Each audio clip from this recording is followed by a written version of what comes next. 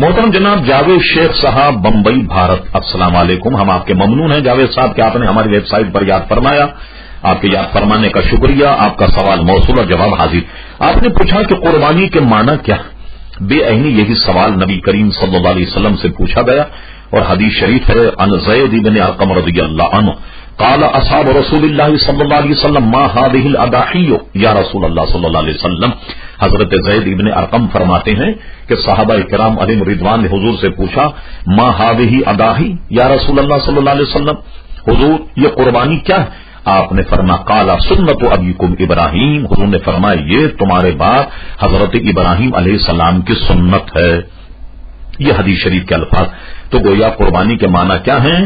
یعنی یہ کہ اللہ اس کے رسول کو راضی کرنے کے لیے حضرت خلیل کی سنت کو زندہ کرنے کے لیے ایام النہر میں 10، 11 اور 12 کو 3 دن میں جو اتنے مال کا مالک ہو جس پر زکوٰۃ فرض ہوتی ہو تو اس کو چاہیے کہ وہ قربانی ادا کرے.